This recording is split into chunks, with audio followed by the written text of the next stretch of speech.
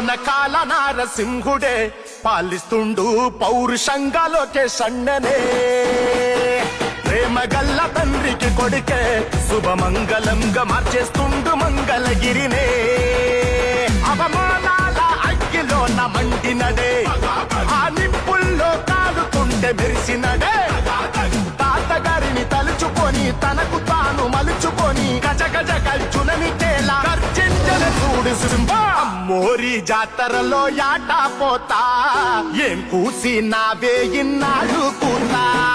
నేల తల్లె కన్న తల్లని ఆంధ్రదేశం తన ఇల్లని పడుగు బలహీనుల బంధమై కదిలే కష్టాలకే చుట్టమై